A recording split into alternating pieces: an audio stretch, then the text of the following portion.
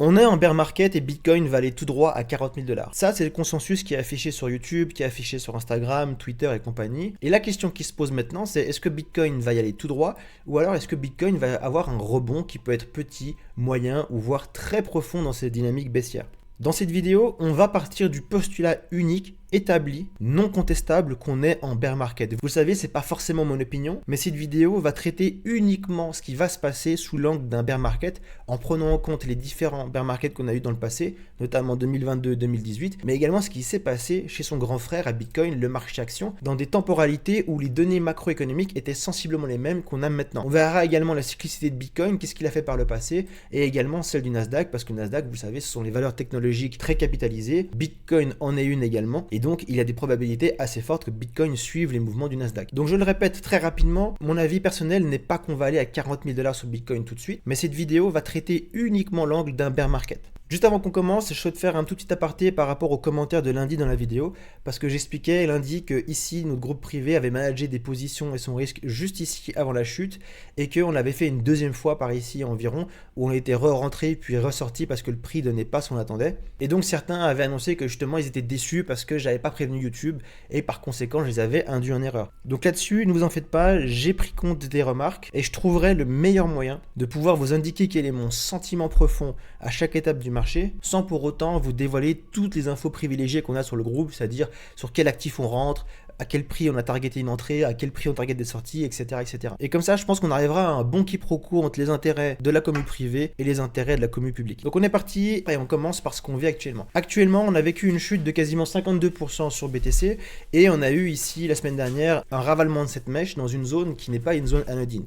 Cette zone, c'est quoi? C'est non seulement la zone la plus tradée par le passé, notamment sur les plus hauts de 2021 ici et ici, mais également durant cet énorme range qu'on a vécu de mars 2024 jusqu'à octobre 2024. Juste ici, donc tu vois le volume profile avec la ligne blanche juste là qui est le point of control. C'est-à-dire que c'est ici le niveau de prix qui a été le plus tradé et qui a le plus souvent fait office de résistance / de support. Ce qui est intéressant, c'est que cette zone, comme je te l'ai dit, elle coïncide avec les tops de 2021 et donc c'est une zone hyper importante qui peut opérer un rejet du prix et ça c'est le premier élément qu'il y a à noter. Pourquoi? Parce que le prix a exactement fait ceci, en tout cas la semaine dernière, il est venu dedans et on a eu une réelle demande qui a repoussé le prix et donc ici il se passe quelque chose et ce quelque chose c'est l'achat énorme, l'absorption de toutes les ventes et capitulations qu'il y a eu juste ici. Donc la question qui se pose c'est est-ce qu'on va casser ce support pour passer directement en dessous ou alors est-ce qu'il y a des probabilités statistiques de pouvoir apprécier que Bitcoin à partir de là va opérer un rebond dans des zones plus ou moins profondes, toute cette trendline qui est baissière. Et pour apprécier ces résultats statistiques, il faut regarder ce que Bitcoin a fait dans le passé. Dans le passé, premièrement, on va remonter à 2022. Ce qui est arrivé, c'est que Bitcoin a également fait un drawdown d'environ 50%, tu peux le voir ici, 52%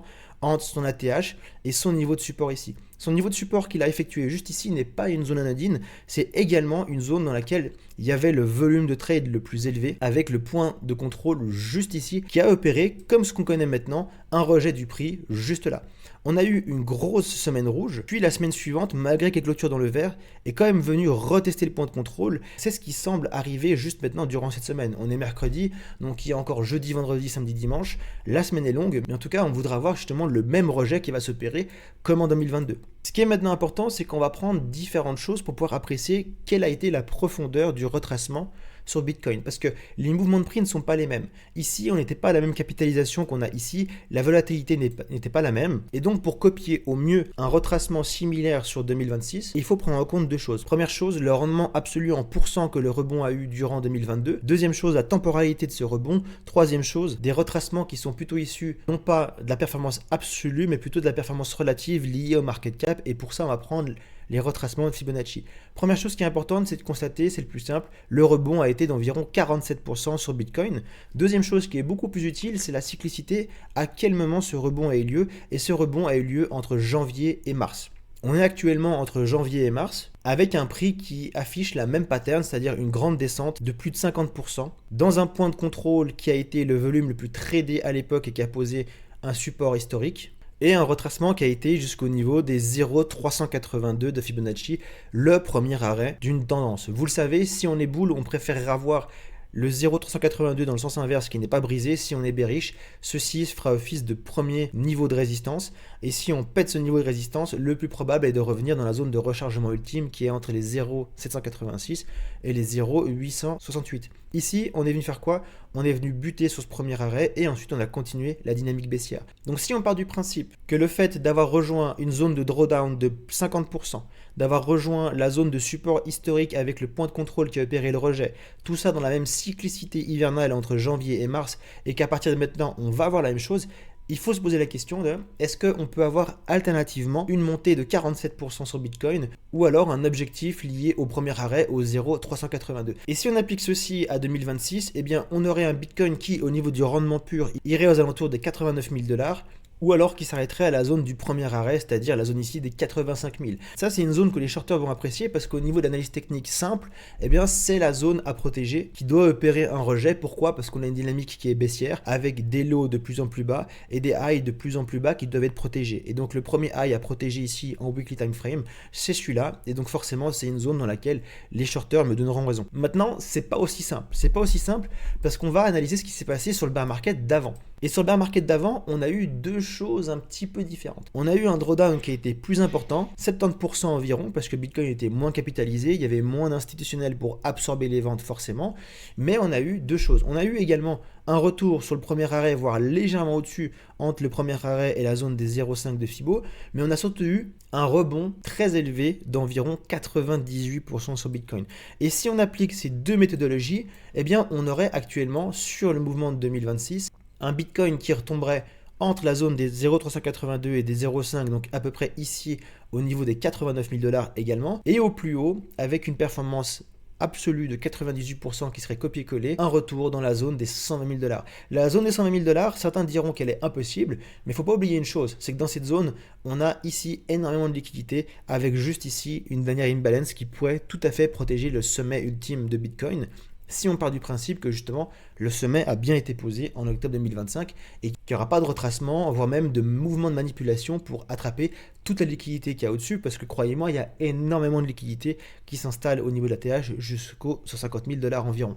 Donc ceci nous donnerait un range plus ou moins élevé qui situerait un retracement de Bitcoin si on est bearish et si on fait quelque chose qui se situe entre 2018 et entre 2022, qui irait entre les 85 000 $ et les 120 000 $. Donc ça donne un range qui est quand même assez énorme, avec une variation entre le bas et le haut de range d'environ 40%. Et donc pour affiner le résultat, il faut prendre en compte effectivement quelles sont les statistiques, les probabilités qu'on ait un mouvement copier-coller 2022 ou alors copier-coller 2018. Maintenant, pour apprécier si on va aller plus ou moins haut dans le range, il faut prendre en considération quelque chose qui est hyper important, c'est la cyclicité, mais surtout la macroéconomie. Est-ce qu'on a quelque chose qui peut nous faire avoir un rebond qui sera assez haut, ou alors est-ce qu'on n'a aucun élément, aucun narratif pour driver un mini mouvement d'euphorie?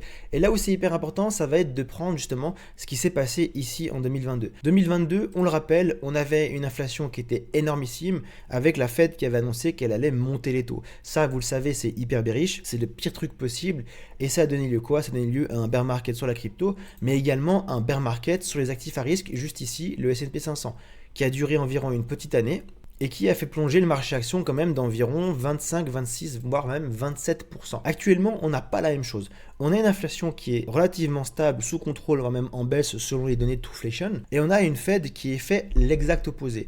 On n'est plus en QT, on est en mini QE, on n'est plus en période de hausse des taux, on est en période de baisse des taux. Et ça, c'est un stimulus qui justement nous rapproche beaucoup plus de 2018 que de 2022, parce qu'en 2018, tu le vois, il y avait une inflation qui était également beaucoup plus sous contrôle. Et si on affiche les taux, on était sur une politique qui était hawkish également, mais sur des taux qui étaient relativement bas aussi. Au-delà de ça, si on prend une donnée macroéconomique qui est hyper importante et qui est l'ISM, on peut voir que l'ISM, à chaque fois qu'on a eu un bear market, on était sur un top. Ici, top de marché, l'ISM régresse fortement. On a une structure en double top et on plonge. Ici, 2018, l'ISM était sur un top et on plongeait aussi. Actuellement, l'ISM qui mesure si on est en contraction économique ou si on est en expansion économique, lui affiche que justement on sort d'une zone de bottom et que l'économie arrive en expansion. Et ça, c'est un fait notable qu'il ne faut pas ignorer. Il ne faut pas l'ignorer parce que justement ça peut donner du jus à avoir justement un mouvement auquel personne s'attend, un Bitcoin qui retourne dans des zones plus ou moins hautes avant de se réeffondrer. Je le rappelle, dans cette vidéo, on parle de l'unique principe qu'on est en bear market et donc on ne price pas un ATH, on price simplement un retour dans des zones assez intéressantes pour pouvoir prendre un nouveau short et repartir plus bas. Et donc ici, on a un narratif macroéconomique qui peut apporter beaucoup de liquidités sur le marché et faire en sorte que les institutionnels accélèrent même le risk on et donc qu'on ait des zones de travail sur Bitcoin qui aillent plus haut que simplement 84-85 000 $. Au niveau cyclicité, Bitcoin suit également ce qu'il a fait durant les 2 dernières bear markets, c'est-à-dire un début d'année où il plonge, puis ensuite un rebond qui offre justement un petit peu d'oxygène au marché, parce qu'un bear market, on le rappelle, ça dure une année. Si on plonge maintenant tout de suite aux 40 000 $, on aura eu le bear market le plus court de toute l'histoire des crypto-monnaies. C'est possible, mais de nouveau, c'est pas probable d'un point de vue statistique. Ce qui est probable d'un point de vue statistique, c'est qu'on répète ce qu'on a déjà fait. Et si on est un bear market, eh bien ce qu'on a déjà fait, c'est une correction haussière qui a été jusqu'en mars, voire même avril, au niveau 2022, jusqu'à la poursuite de la tendance baissière, jusqu'à poser le bottom de marché en fin d'année, mid-term year. Donc en gros, ce qu'on observe, c'est que sur les cycles précédents et sur ce cycle ici, on est mature ici pour avoir un rebond qui va être plus ou moins puissant. Bien entendu, pour pouvoir apprécier la force de ce rebond, il faudra regarder les données semaine après semaine parce qu'on est lié à ces mêmes datas, qu'elles soient on-chain, de liquidité, macroéconomique, géopolitique. Mais en tout cas, il y aura du gros management à faire au niveau des positions une fois qu'on atteindra ces grosses zones juste là. En tout cas, ce qu'on peut dire pour l'heure, c'est que cette zone ici est assez complexe. Pourquoi? Parce que si vous êtes toujours dans un short, ce n'est pas une zone dans laquelle il faut maintenir les shorts. Si vous êtes piégé dans le marché, que vous avez acheté ici et que vous êtes en train de capituler maintenant, c'est pas dans ces zones-là qu'on vend. Ces zones ici sont des zones de take profit pour des shorts ou alors pour ceux qui sont en cash de prendre des longues, ni plus ni moins, avec des invalidations au-dessus et en dessous. Donc attention à ce que vous faites parce que ici c'est là où vous pourrez vous faire le plus piéger pour la suite de vos stratégies. Voilà, moi je m'arrête là pour aujourd'hui. On se revoit vendredi pour une nouvelle vidéo. C'était Atreides. Bonne journée. Ciao ciao.